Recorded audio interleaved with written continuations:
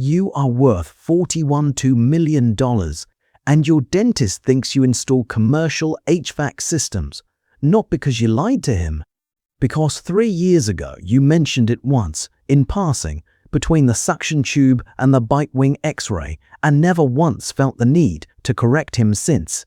You sat in that chair 6 times since then. 6 cleanings. 6 chances to set the record straight. You've taken none of them. This isn't an accident. This is a system, built one boring decision at a time over 11 years until it became something almost nobody, including a very determined lawyer later in this video, could see through. By the end of this, you'll know exactly how it's built. But it doesn't start with money. It starts with a sentence you almost ignored. Let's rewind. Chapter 1. The Origin. You're 26. You just put an offer on a triplex in a part of town nobody's renovated yet. $104,000. Seller financing, because the bank wanted nothing to do with a first-time buyer with no track record and a job that paid $58,000 a year. The closing attorney is a tired man named Whitfield. He's done this 4,000 times and remembers maybe 6 of them.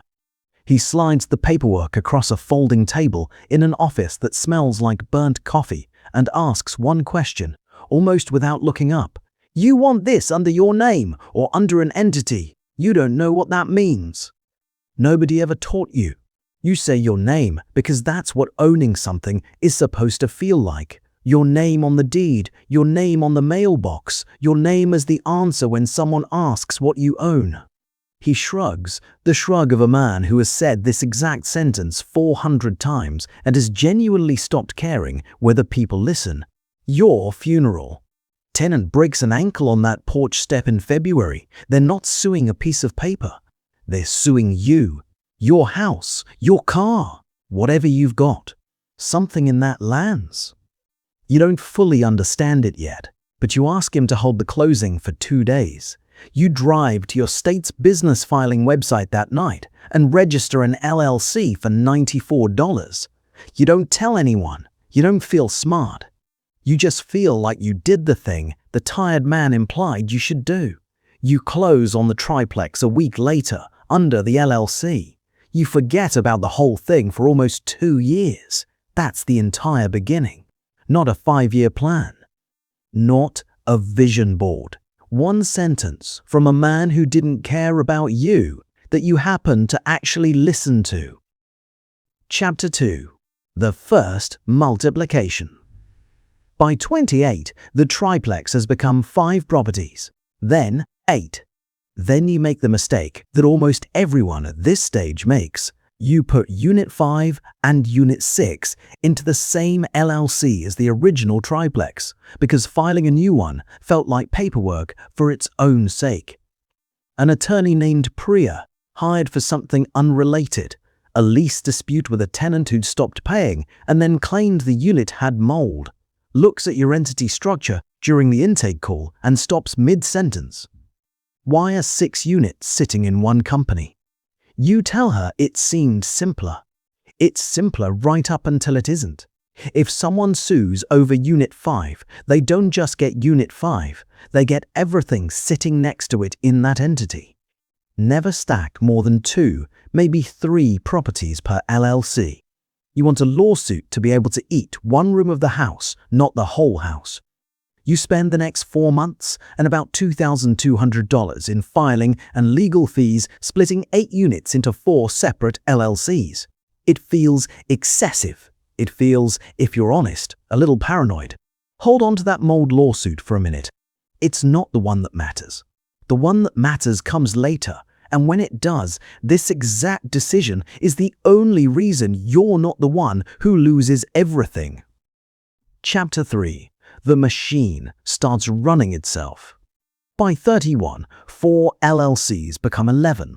11 properties, 40 plus tenants, and a level of paperwork that would eat every evening you have if you managed it the way you started.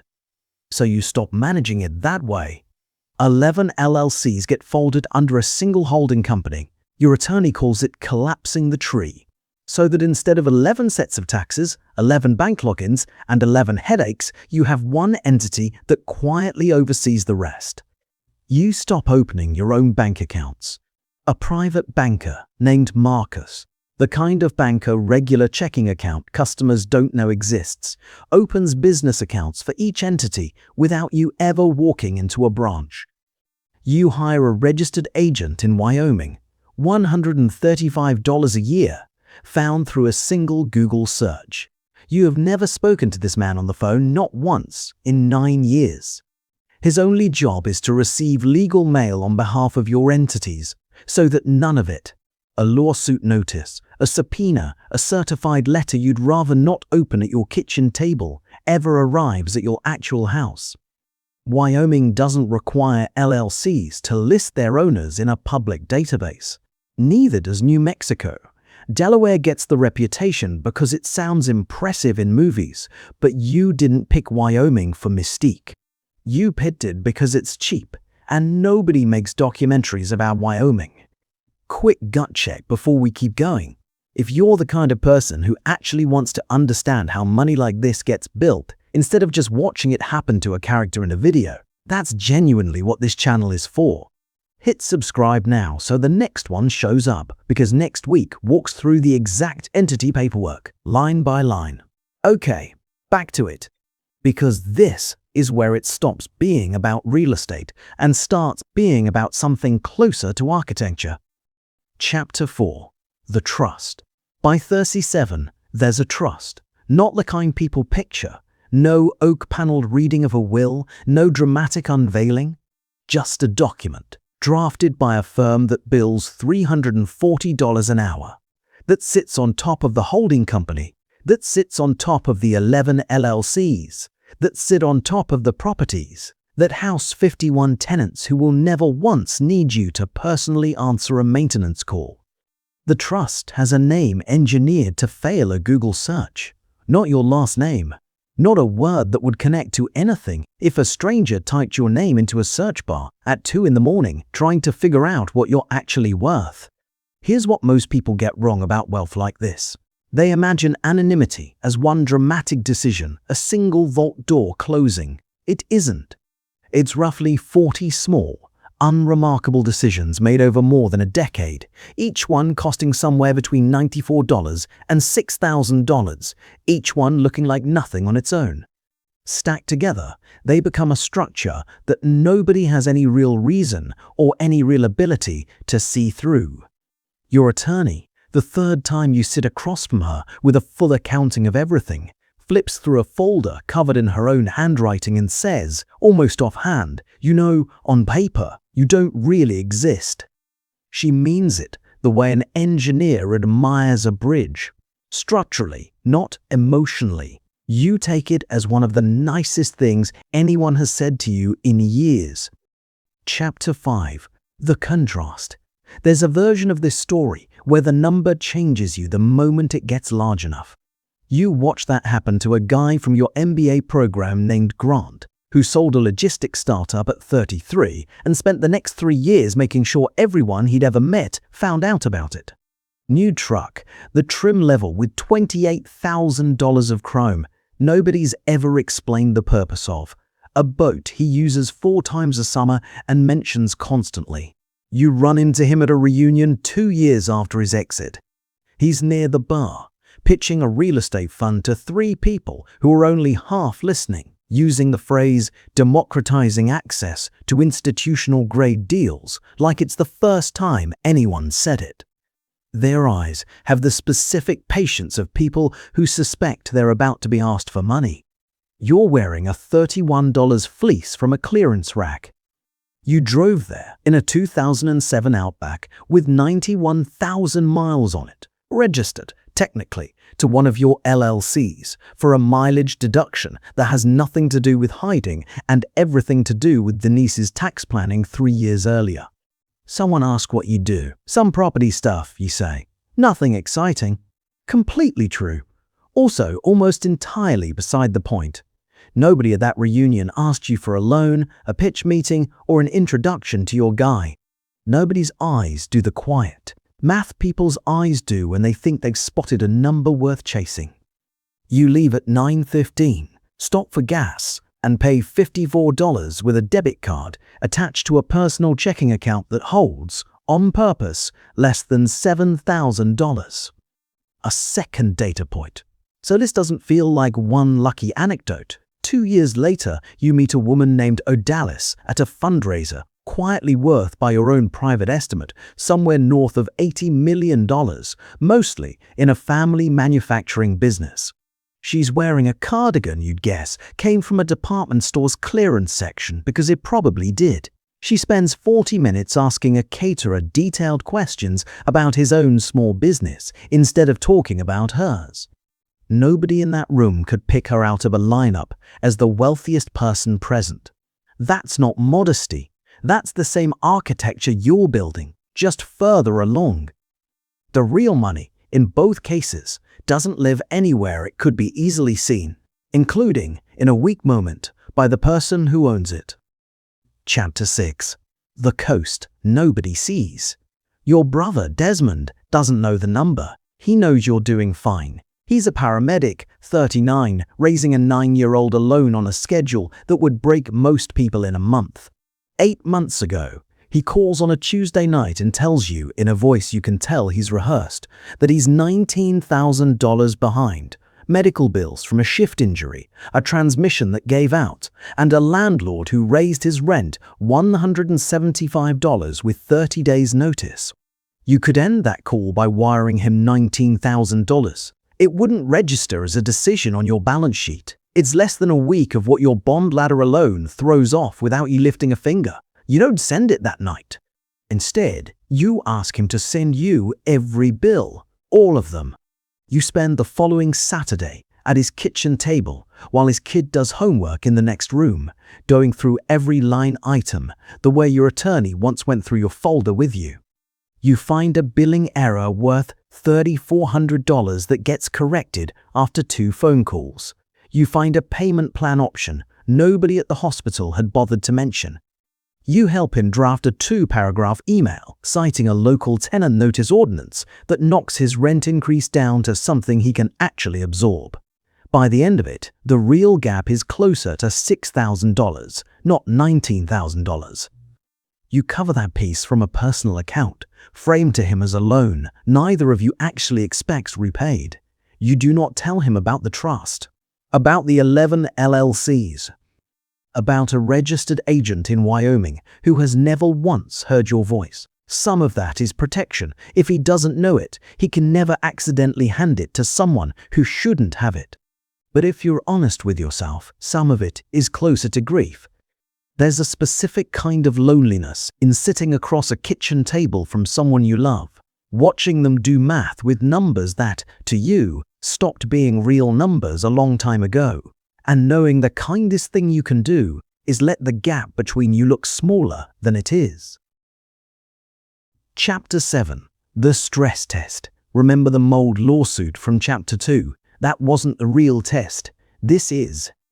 A former business partner from your earliest deals, a man named Castellan, who co-signed on one loan a decade ago and sincerely believes, wrongly but with total conviction, that he's owed a piece of everything that came after, files a lawsuit.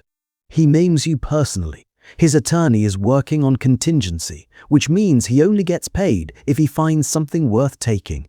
For 5 months, he tries to trace your assets back to your actual name.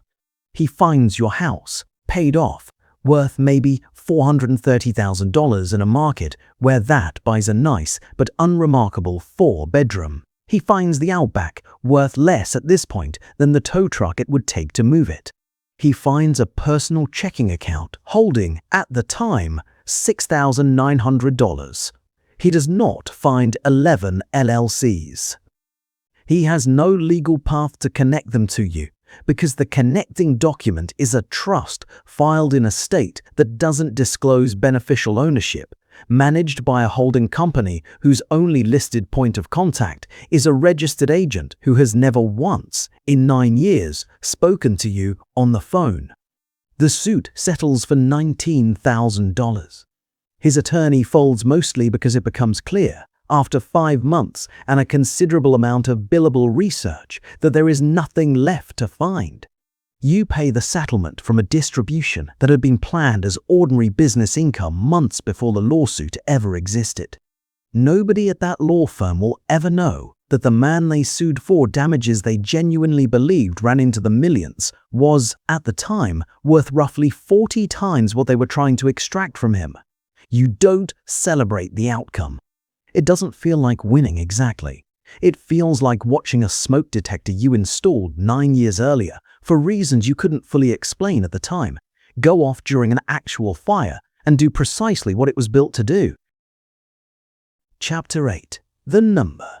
The number arrives on a Tuesday, buried in an email titled Q1 Consolidated Summary, while you're standing in a hardware store holding a half-inch compression fitting because a tenant's kitchen sink is leaking and the property manager needs to know which part to grab. You almost don't open it.